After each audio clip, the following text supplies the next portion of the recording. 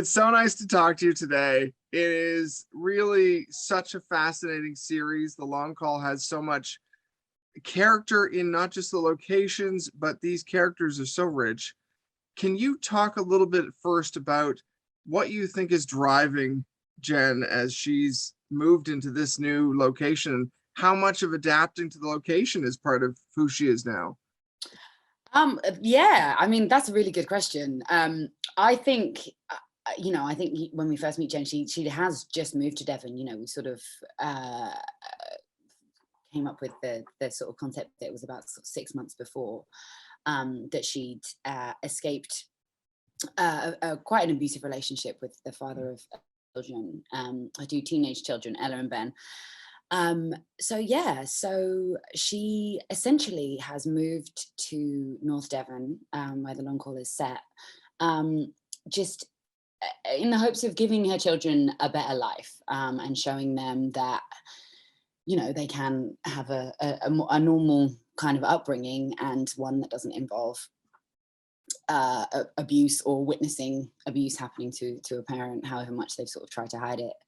But yeah, I mean, the show is really kind of character-led, and I think that's kind of part of the reason it drew me to it in a way. I think it's, you get a lot of kind of detective dramas that are, I mean, predominantly about solving the murder, which, obviously is the point. But the thing I love about The Long Call is that it kind of fleshes out the detectives. They feel real, they feel human, they feel nuanced, they feel flawed, they feel like, they're actual people that you or you recognize. And yeah, that's kind of something I love about it, really. I think the humanity of the characters is sort of, you see that driving them through through the solving the crime. And yeah, and I think, I mean, in a way it hinders, in a way maybe it helps, but I think it's reality. And I hope we've done a good job in sort of making them human. It does feel like there's a lot of realism there, even on the darker side of things, for sure. It also, you kind of get the concept, at least when I was reading the synopsis before I watched, that this is maybe a darker town than some places. But is that true? Like, do you think this is a darker town, or is it really just this is maybe the underbelly of a lot of towns? Well, yeah, I mean, I don't know. I think, like, me being a Londoner, I had quite like probably now I've been to Devon, probably quite like an idealized sort of quaint version of Devon or Devon towns in my head. I was like, oh, I saw like, cream teas and seaside and like, nice happy clappy kind of joy. But I mean, looking back, that's probably quite naive and probably a very kind of London centric way of looking at things. And I think, especially filming in Devon, you realize that, everywhere there's differences in class and differences in, attitude and mindset, and, different communities living next to each other. So everywhere is naive to think that anywhere would be just that one place is a lovely town and one place is like a slightly darker town. But I think, I think it's really interesting to explore that, because I think a lot of people have that kind of view of the English countryside, and it's kind of, I think it's really, really interesting to sort of go, well, actually, there are some darker things at play. I love the idea of flipping that on its head, especially because the visuals, the town looks so beautiful. It's amazing, the cinematography. Oh yeah, especially was that like fun to shoot in that location? It was so much fun. I mean, we shot a lot in Bristol, actually, which is Right. a city in the West Country, which is also really beautiful.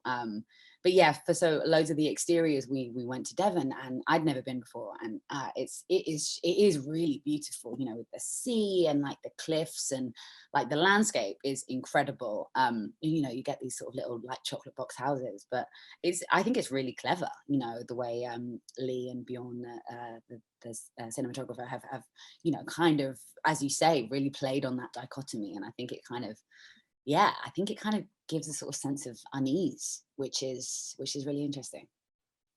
What's been like to work with for the series, and especially what's what's Jen like in relationship to Matthew? Because I think there's quite a bit going on there. Yeah, I mean, well, I'll start with Jen and Matthew, and then I'll talk about Ben and I. So I think with Jen and Matthew, they, at the beginning, when you first meet them, they're very different. Jen is quite forthright and quite outspoken at times.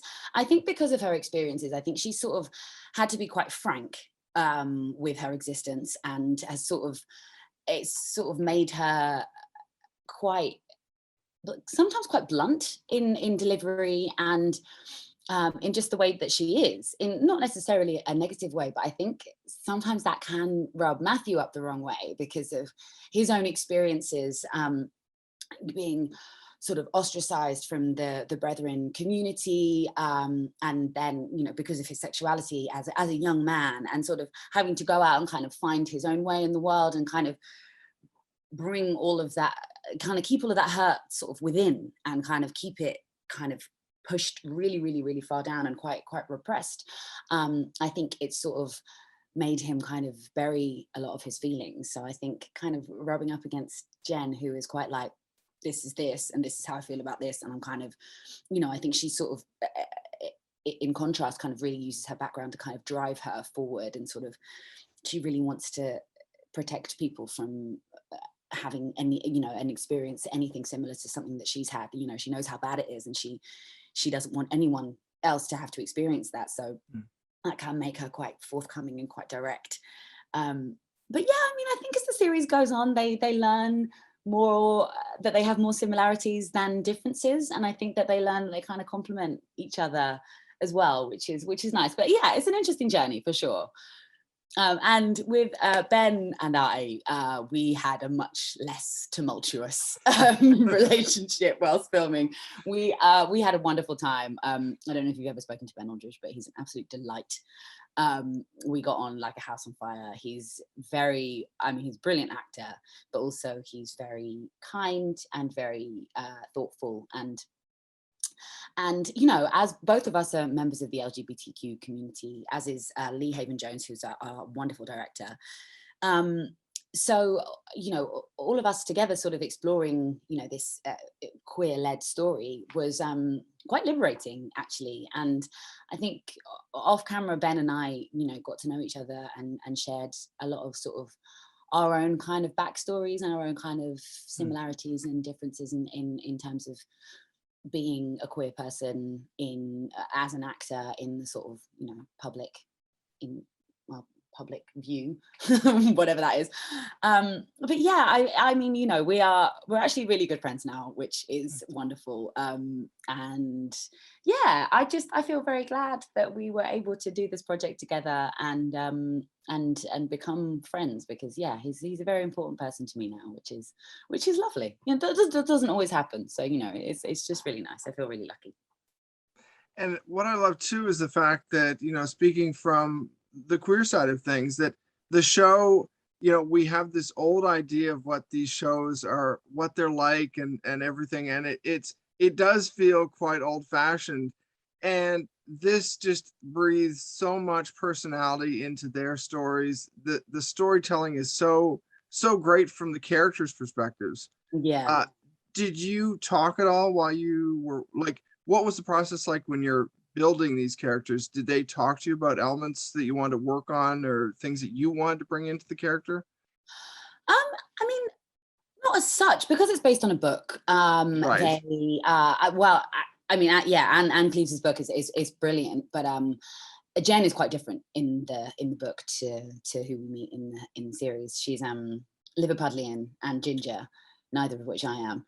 But I mean, fundamentally, you know, her experiences are similar, and you know, she still finds herself going from an urban landscape to, you know, rural Devon, and is sort of a bit of a fish out of water. But yeah, I mean, we had a lot of sort of collaboration, like on set, when we were creating the characters, and sort of beforehand. You know, Lee is such a wonderful director. So he really gives a lot of space for the actors to come up with their own you know, their own thoughts and their own kind of processes and ideas. And you know, something for me that it took me a little minute to get my head around was having like 2 teenage children, you know, because I was like, I'm too young to have 2 teenage children, like, you know, I mean, it's possible, but. And he was like, okay, well, we can, you know, we were sort of working out like whether it was a good, you know, whether we make them younger or whether we, you know, and then we sort of came to the decision that actually it was really important that they were the age that they were, and I am the age that I am, and we sort of managed to pin kind of a lot of Jen's life around this, you know, that having children when she was quite young, she then, you know, kind of ended up kind of much more stuck in this relationship than if she had them when she was 25 or something like that. And it was that just sort of, not that that's the way things work, you know, but it just, for me, it really helped kind of pin the character together and sort of plot kind of her life and her experiences. So yeah, I mean, I guess there was quite a lot of collaboration. But yeah, Lee used to be an actor as well, so I think he really understands actors and really kind of allows them to have their own freedoms and just sort of guides them in the right direction, which I think is wonderful.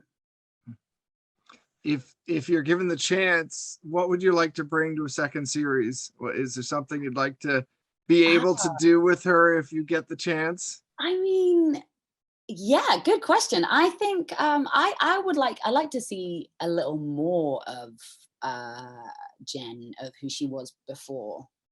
Because we meet her, she's very much in the now, and obviously she's very affected by what has happened before. But I think I'd like to see maybe a story that kind of allows her to investigate some of her past and come kind of face to face with past issues, whether not in a kind of literal way, but in the way that Matthew in this series sort of is forced to kind of address some of his, you know, was forced to go back to his community and talk to his mother and, you know, really address some of his own traumas in order to find a kind of absolution. Whether that's the outcome he wanted or not is a different story. But I think I'd like to see that for Jen. I think that would be really, really interesting to explore. Well, just to wrap things up, I hope you don't mind me asking, but what is it like in a post Doctor Who world for you? I mean, I know I've heard other actors talk about coming off of playing a character in Doctor Who and the impact it has. So what kind of impact has it had on your life? Yeah, I mean, it's had a huge impact. I, you know, in terms of like career wise, you know, I don't know if I'd necessarily be sitting here talking to you today if it wasn't for Doctor Who, you know. So I'm hugely grateful for the exposure and for the experience. You know, I mean, it's such an amazing show and it's so like widely loved across the world, and it's so like within it there's so much room for like different stories. Like, you know, at the moment I'm shooting a period drama, and I was like, oh, I've never done a period drama before. And then I was like, well, we did an episode of Doctor Who. It was kind of like a period drama, you know. There was a monster under the Thames, and there was, but you know, so it really kind of allows you to kind of tap into loads of different worlds, universes, and yeah, I mean, it's wonderful, and it's so great to have played a character that